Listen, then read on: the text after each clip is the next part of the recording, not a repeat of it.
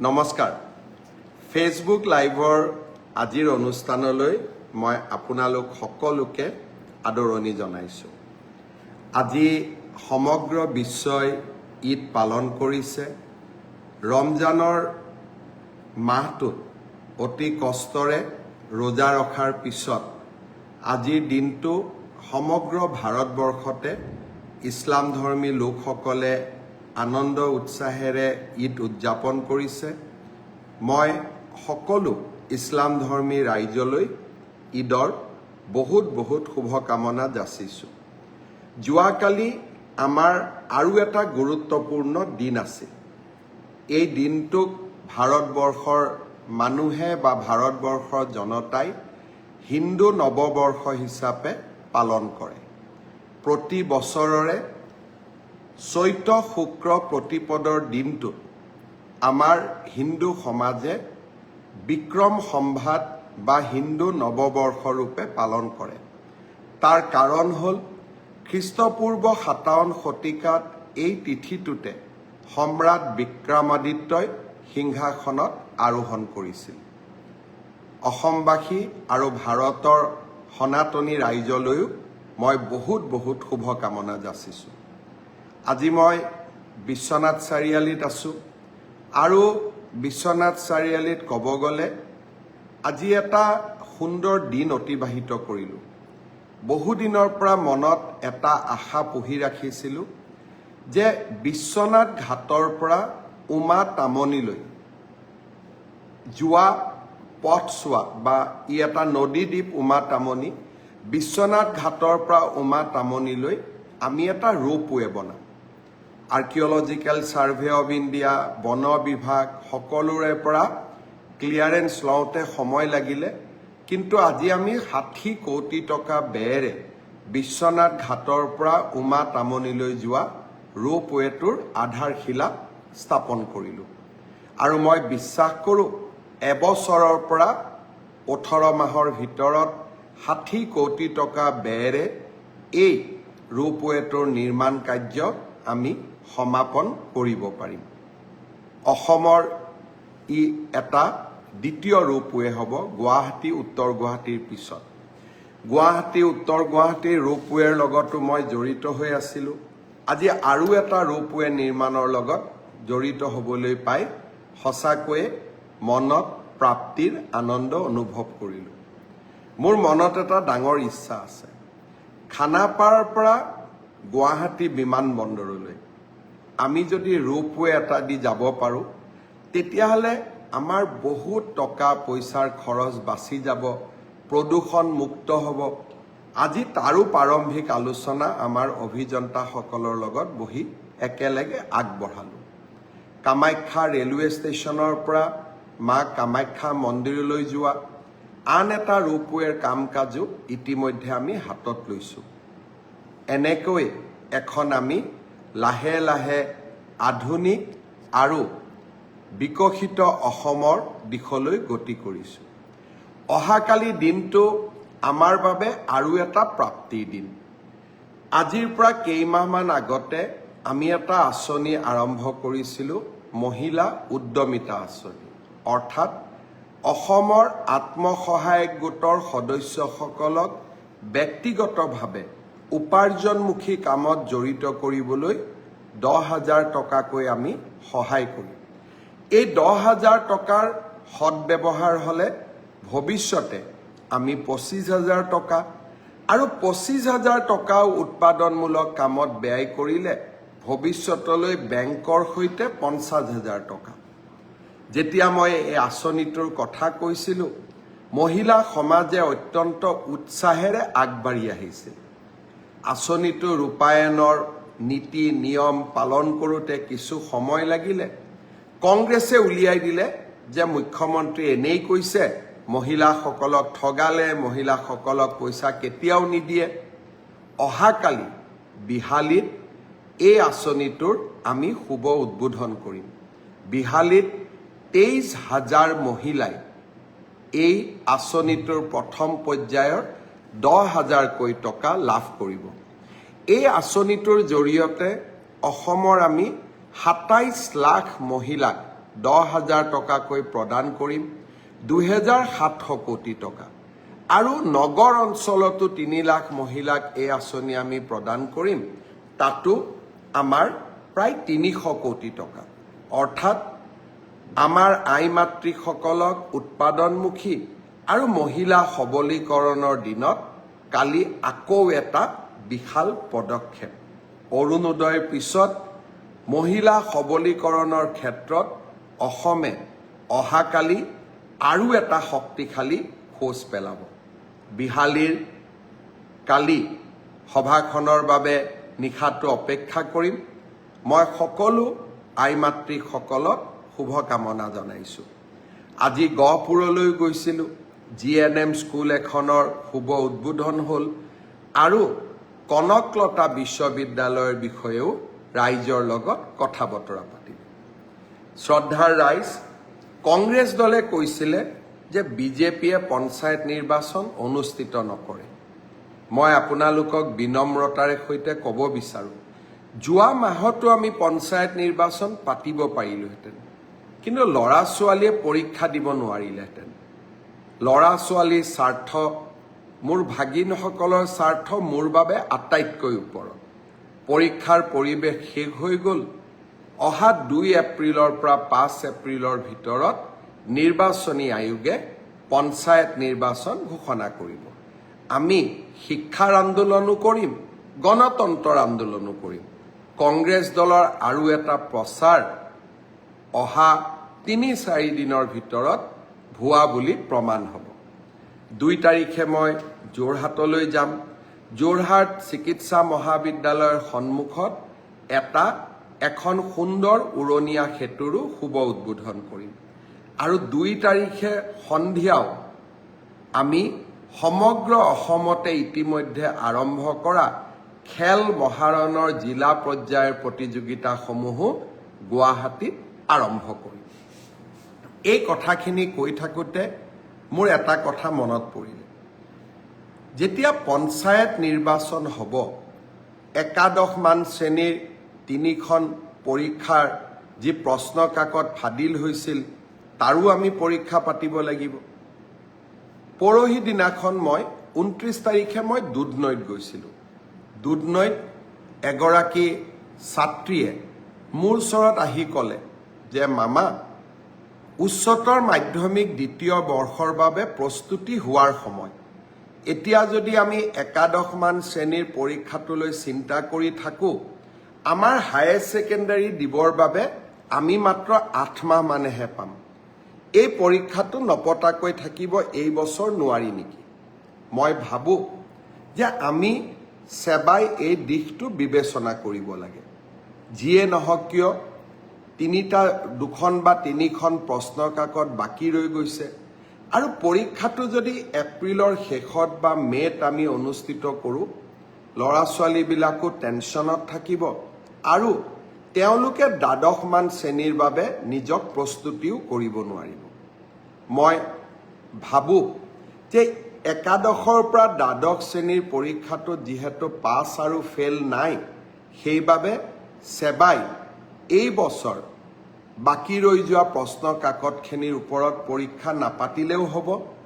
অহা বছৰ আমি একাদশমান শ্ৰেণীৰ পৰীক্ষাটো কেনেকৈ কঠোৰভাৱে নিয়ন্ত্ৰিতভাৱে পাতিব পাৰোঁ তাৰ বিষয়ে আমি আলোচনা কৰিম আৰু যিসকলে প্ৰশ্ন কাকত ফাদিল কৰিলে তেওঁলোককো আমি কঠোৰ শাস্তি বিহিম। কিন্তু কোনোবা 2-এজন দুৰ্বৃত্তৰ বাবে গোটেই ছাত্ৰ ছাত্ৰী সমাজখন তেওঁলোকে টেনশ্যনত কিয় থাকিব লাগে? তাৰ যুক্তিও নাই। আনহাতে পঞ্চায়ত নিৰ্বাচন অনুষ্ঠিত হ'ব। মে' মাহত আমি পৰীক্ষা পাতিলে ল'ৰা ছোৱালীবিলাকে দ্বাদশমান শ্ৰেণীৰ বাবে কেতিয়া প্ৰস্তুতি কৰিব? মই আমাৰ স্কুল এডুকেশ্যন বৰ্ডক অনুৰোধ কৰিম, শিক্ষা বিভাগক অনুৰোধ কৰিম, বিষয়টো যাতে আকৌ এবাৰ বিবেচনা কৰে, ছাত্ৰ ছাত্ৰীসকলক টেনশ্যনৰ পৰা আমি যাতে মুক্ত কৰি দিওঁ। মই যেতিয়া এনেকৈ সভা সমিতিত যাওঁ, হঠাতে লগ পোৱা জনসাধাৰণে কোৱা কথাবোৰ মই খুবেই গুৰুত্ব দিওঁ। কাৰণ মুখ্যমন্ত্ৰী হ'লে সকলো কথা জানিব নোৱাৰি। যেতিয়া আমি গাঁৱত যাওঁ, চহৰত যাওঁ, সৰ্বসাধাৰণ মানুহক কথা পাতোঁ, তেতিয়া আমি নিজৰ ভুলবিলাকো নিজে বুজি পাওঁ। আমি আমাৰ আঁচনিবিলাক সংশোধন কৰিব পাৰোঁ আৰু জনগণৰ সেৱাত আমি কাম কৰিব পাৰোঁ। আমি দিছপুৰত বহি থাকিলে একাদশমান শ্ৰেণীৰ ছাত্ৰ ছাত্ৰীসকল, যিসকলে হায়াৰ ছেকেণ্ডেৰী পৰীক্ষা দিব লাগিব ফাইনেল ইয়াৰৰ, জীৱনৰ আটাইতকৈ মূল্যৱান পৰীক্ষা, তাৰ হয়তো আমি বেদনা বা তেওঁলোকৰ অনুভৱবোৰ বুজিবই নোৱাৰিলোহেঁতেন। দুধনৈত গৈ মোৰ ভাগিন ছাত্ৰীজনীৰ মুখেৰে শুনা কথাখিনি মোৰ মনত লাগিল যে ই যুক্তিৰ ওপৰত প্ৰতিষ্ঠিত।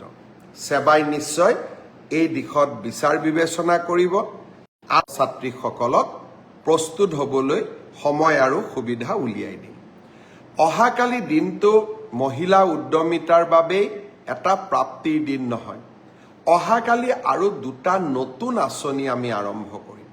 আঁচনি নহয়, বাজেটত ঘোষণা কৰা সিদ্ধান্তৰ কাৰ্যকৰীকৰণ। অহাকালিৰ পৰা আমাৰ ইলেক্ট্ৰিচিটিত ঘৰুৱা গ্ৰাহকসকলৰ প্ৰতি ইউনিটত অহাকালিৰ পৰা ইলেক্ট্ৰিচিটিৰ দাম এটকাকৈ কমিব। বাজেটত আমি ঘোষণা কৰিছিলোঁ যে মে' মাহৰ পৰা প্ৰতি ইউনিটতে এটকাকৈ দাম কমিব। অহাকালিৰ পৰা দাম কমিলেও মে' মাহৰ বিলখনতহে আপোনালোকে ইয়াৰ ফলাফল পাব, কাৰণ কালিৰ পৰা আপোনালোকে যি ইলেক্ট্ৰিচিটি ব্যৱহাৰ কৰিব তাৰ দাম আমি এটকাকৈ প্ৰতি ইউনিটত কমকৈ ল'ম। উদ্যোগ খণ্ডৰ বাবে আমি 25 পইচা হ্ৰাস কৰিছোঁ আৰু ঘৰুৱা উপভোক্তাসকলৰ বাবে এটকা হ্ৰাস কৰিছোঁ। স্মাৰ্ট মিটাৰ ব্যৱহাৰৰ কাৰণে আজি আমাৰ ইলেক্ট্ৰিচিটি বোৰ্ডে ৰাজহ সংগ্ৰহৰ ক্ষেত্ৰত ভাল ফলাফল দেখুৱাব পাৰিছে। আৰু আমি যেতিয়া বেয়া ফলাফল দেখুৱাওঁ, আমি কাৰ ওপৰত ইলেক্ট্ৰিচিটি বিলবিলাক জাপি দিওঁ? যিসকলে সদায় নিয়মিতভাৱে ইলেক্ট্ৰিচিটিৰ বিল দিয়ে। চৰকাৰে যেতিয়াই বিদ্যুৎ যোগানত লোকচান হয়, আপোনালোকে ধৰি ল'ব যে নিয়মিতভাৱে যিসকলে বিদ্যুতৰ বিল দিয়ে তেওঁলোকৰ ওপৰতে আমি বিদ্যুতৰ বোজা জাপি দিওঁ, আৰু যোনে বিল নিদিয়ে তেওঁলোকে নিদিয়াকৈ থাকি যায়। ৰাজ্যখনৰ 30 লাখ গ্ৰাহকে আজি স্মাৰ্ট মিটাৰ গ্ৰহণ কৰাৰ বাবে ৰাজহ বৃদ্ধি পাইছে আৰু বিদ্যুতৰ সৎব্যৱহাৰৰ ফলত প্ৰতিজন গ্ৰাহক তাৰ পৰা উপকৃত হৈছে। আৰু আজি আমি তাৰ বাবে এটকা দাম কমাবলৈ সক্ষম হৈছোঁ। এই বছৰৰ শেষৰ ফালে মই চেষ্টা কৰিম আৰু এটকা, আৰু যদি এটকা নোৱাৰোঁ অন্ততঃ 50 পইচা আমাৰ দৰিদ্ৰ আৰু মধ্যবিত্ত গ্ৰাহকসকলৰ বাবে হ্ৰাস কৰাৰ বাবে আমি আৰু এটা প্ৰচেষ্টা ল'ম। শ্ৰদ্ধাৰ ৰাইজ, চৰকাৰৰ লাভ আৰু লোকচান এই দুইটাই ৰাইজেই তাৰ শেষ হিতাধিকাৰী। লাভ হ'লে লাভৰ অংশও ৰাইজৰ ওচৰলৈ যায় বিভিন্ন আঁচনিৰ জৰিয়তে, আৰু লোকচান হ'লে চৰকাৰে বিভিন্ন কাৰকাটল লগাই টকা সংগ্ৰহ কৰি লয়। সেয়েহে মই বিশ্বাস কৰোঁ আমি সকলো দিশতে আমি লাভত থাকিব লাগে, প্ৰফিটত থাকিব লাগে, যাতে আমি দৰিদ্ৰ আৰু মধ্যবিত্ত সমাজখনৰ পৰা তেওঁলোকৰ বোজাবিলাক আঁতৰাব পাৰোঁ। আৰু সেই দিশতে অহাকালিৰ দিনটো আৰু এটা প্ৰাপ্তিৰ দিন হ'ব। অহাকালিৰ পৰা ঘৰুৱা উৎপাদকৰ ইলেক্ট্ৰিচিটি বিল এটকাকৈ হ্ৰাস পাব। আৰু এটা প্ৰাপ্তি অহাকালিৰ দিনটো, 2021 চনত যেতিয়া মই মুখ্যমন্ত্ৰীৰ দায়িত্ব লৈছিলোঁ, বিধায়ক মানৱ ডেকাক ধন্যবাদ জনাইছোঁ, ভাস্কৰ শৰ্মাক ধন্যবাদ জনাইছোঁ ব্ৰডকাষ্ট চাই থকাৰ বাবে, ৰেখা বৰুৱাক ধন্যবাদ জনাইছোঁ, মৌচুমী ৰয়ক ধন্যবাদ জনাইছোঁ, লুৎফুৰ ৰহমানক ধন্যবাদ জনাইছোঁ, ঈদৰ মোবাৰকো জনালোঁ। দাদুল নিউ ডেকা ব্ৰডকাষ্ট চাই আছে, শ্যাম কানু মহন্তই ব্ৰডকাষ্ট চাই আছে, নৱজ্যোতি শৰ্মাই ব্ৰডকাষ্ট চাই আছে, হবিব মহম্মদ চৌধুৰীয়ে ব্ৰডকাষ্ট চাই আছে। আপোনালোকক মই আদৰণি জনাইছোঁ। 2021 চনত যেতিয়া মই অসমৰ মুখ্যমন্ত্ৰীৰ দায়িত্ব লৈছিলোঁ, কৃষকসকলে নিজৰ ধান 600 টকাত মধ্যভোগীক বিক্ৰী কৰিছিলে। আমি ধান ক্ৰয়ৰ ব্যৱস্থাটোক সংগঠিত কৰিছিলোঁ আৰু কৃষকক 2022 চনত আমি প্ৰতি কুইণ্টল ধানৰ বিনিময়ত 1800 টকা দিয়া আৰম্ভ কৰিছিলোঁ। চাওঁতে চাওঁতে এই বছৰ আমি কৃষকৰ পৰা 2300 টকাত ধান ক্ৰয় কৰা আৰম্ভ কৰিছিলোঁ। ইয়াৰ ফলত দুটা লাভ হয়। চৰকাৰে 2300 টকা দিব লাগিব আৰু মিলে ধান বনা মিলেও যদি ধান কিনে তেওঁলোকে 2300 বা 2250 দিবই লাগিব। 600 টকাৰ দিন আৰু আজি নাই। কিন্তু মই বিশ্বাস কৰোঁ অসমৰ যুৱ প্ৰজন্মক আমি কৃষি ক্ষেত্ৰলৈ উভতাই আনিবই লাগিব। সেইকাৰণে অহাকালিৰ পৰা আমি প্ৰতি কুইণ্টল ধানত 2300 টকাৰ লগত আৰু 250 টকা যোগ কৰি দিম। অৰ্থাৎ অহাকালিৰ পৰা ধান ক্ৰয় কেন্দ্ৰসমূহত কৃষকে যেতিয়া ধান বিক্ৰী কৰিব যাব আমি তেওঁলোকক 2550 টকা দিম। 600 টকাত যাত্ৰা আৰম্ভ কৰিছিলোঁ, আজি আমি 2550 টকা পালোগৈ। অসমৰ কৃষক সমাজৰ মুখত হাঁহি বিৰিঙক। সৰিয়হ খেতিৰ ক্ষেত্ৰতো আমাৰ যুৱ প্ৰজন্মই যথেষ্ট আগ্ৰহ দেখুৱাইছে। এই বছৰ আমি সৰিয়হ 5950 টকাত কৃষকৰ পৰা কিনি আছিলোঁ। অহাকালিৰ পৰা মই আপোনালোকক জনাবলৈ পাই ভাল পাইছোঁ যে আমি কৃষকক সৰিয়হৰ বাবে 6450 টকাকৈ দিয়া আৰম্ভ কৰিম আৰু তাৰ লগে লগে প্ৰতিটো জিলাতে মিঠাতেলৰ এটা ব্ৰেণ্ড সৃষ্টি কৰাৰ বাবেও আমি ইতিমধ্যে কামত নামি পৰিছোঁ। জিলাৰ মিঠাতেল আমি সংগ্ৰহ কৰিম আৰু মিঠাতেল পেৰি প্ৰতিটো জিলাৰ নামত এটা ব্ৰেণ্ড নিৰ্মাণ কৰি আমি ৰাইজক বিক্ৰী কৰিম যাতে কৃষকে সৰ্বশ্ৰেষ্ঠ মূল্য পাব পাৰে, মধ্যভোগী থাকিব নোৱাৰে। সেই কামতো মই লাগি পৰিছোঁ। কিন্তু অহাকালিৰ পৰা ধানৰ মূল্য চৰকাৰক ধান বিক্ৰী কৰিলে প্ৰতি কুইণ্টলত 2550 টকা পাব আৰু চৰকাৰক সৰিয়হ বিক্ৰী কৰিলে 6450 টকা পাব। মই আশা কৰিম লাহে লাহে আমি কৃষকক আৰু উচিত মূল্য দিবৰ কাৰণে আমি সক্ষম হ'ম। শ্ৰদ্ধাৰ অসমবাসী ৰাইজ, মোৰ প্ৰতি বছৰে মেডিকেলৰ এণ্ট্ৰেন্স পৰীক্ষালৈ মনটোত চিন্তা হৈ থাকে।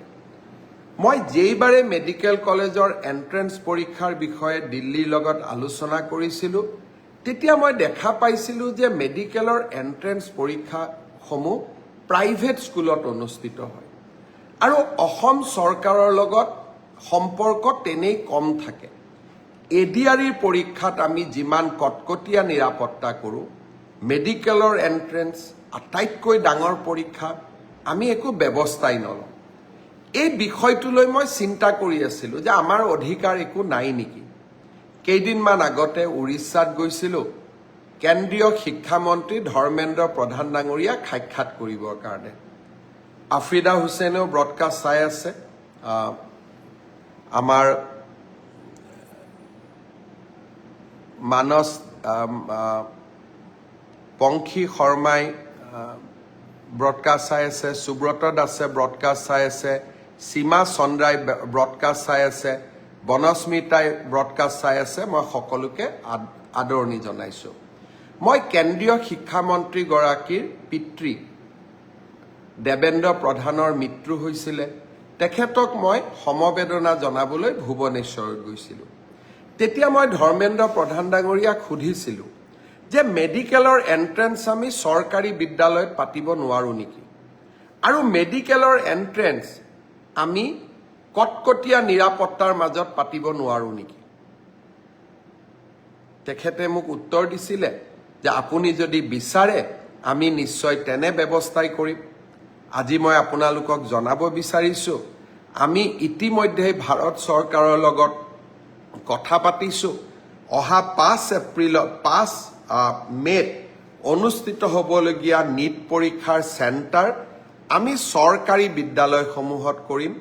জিলা উপায়ুক্ত আৰক্ষী অধীক্ষকসকলে কটকটীয়া নিৰাপত্তাৰ ব্যৱস্থা কৰিব যাতে মেধাৱী ছাত্ৰ ছাত্ৰীসকলে ন্যায় পায়, মেধাৰ এই বিকশিত যাত্ৰাই আৰু এটা নতুন শিখৰত আৰোহণ কৰক। সেয়ে মোৰ ইচ্ছা আছিল আৰু মই ভাবোঁ এইবাৰ মেডিকেল এণ্ট্ৰেন্স পৰীক্ষাও আমি সুন্দৰ কৰি পাৰ কৰাম, যাতে কোনেও ক'তো অভিযোগ দিব সুবিধা নাপায়। কোনোবাই কাৰোবাৰ নামত পৰীক্ষা বহে নেকি, আধাৰ চেকিং, বায়'মেট্ৰিক চেকিং, আমি গোটেইবোৰ এটা এটাকৈ কৰিম, যাতে এইবাৰৰ পৰীক্ষাৰ ফলাফলে এটা মেধাৰ, কেৱল মাত্ৰ মেধাক প্ৰতিনিধিত্ব কৰে। আগতে যে মেধাত হোৱা নাছিল মই তাক নকওঁ, কিন্তু এইবাৰ আমি তাক নিশ্চিত কৰিব খুজিছোঁ, যাতে আমাৰ ছাত্ৰ ছাত্ৰীসকলে ন্যায় পায়। বহুতো ছাত্ৰ ছাত্ৰীয়ে মোক হোৱাটছআপ দিয়ে, সুধে দাদা এডিআৰিত যে OMRখন আপোনালোকে দিয়ে, এনচাৰ কিটো পাব্লিছ কৰি দিয়ে, মেডিকেল বা হেল্থ ডিপাৰ্টমেণ্টৰ পৰীক্ষাত আপোনালোকে কিয় নকৰে? আগতে আমি কৰা নাছিলোঁ, কিন্তু এইবাৰ জানুৱাৰী মাহত হৈ যোৱা টেকনিকেল পৰীক্ষাৰ এনচাৰ কি আমি 12 এপ্ৰিল তাৰিখে প্ৰকাশ কৰিম। আৰু যিসকলে OMRখন সংগ্ৰহ কৰিব বিচাৰে তেওঁলোকেও 50 টকা দি OMRখন সংগ্ৰহ কৰিব পাৰিব।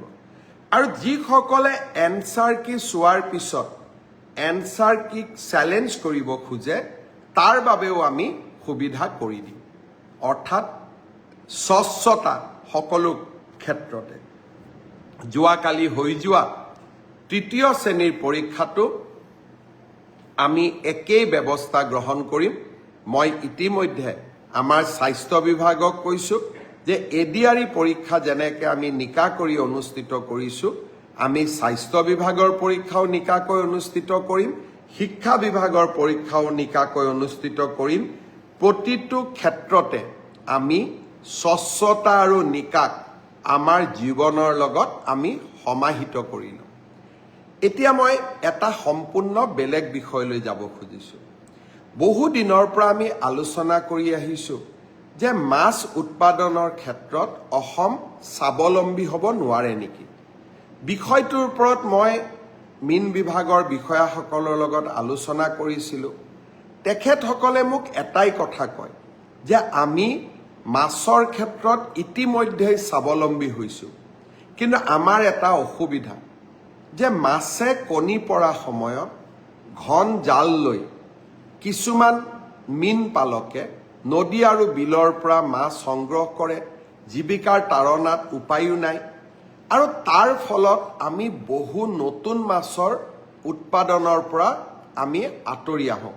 আমাৰ মন্ত্ৰী কৃষ্ণেন্দু পালু ইয়াত আমাৰ ব্ৰডকাষ্ট চাই আছে, তেখেত মীন বিভাগৰ মন্ত্ৰী, মই আদৰণি জনাইছোঁ।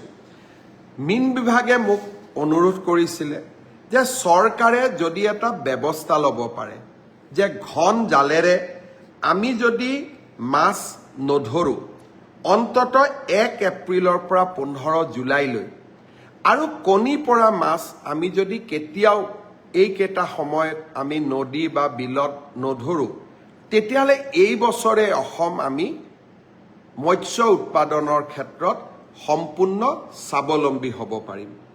মই খেতিয়ক ৰাইজক অনুৰোধ কৰিম 1 এপ্ৰিলৰ পৰা 15 জুলাইলৈকে আপোনালোকে ঘন জালেৰে মাছ নামাৰিব।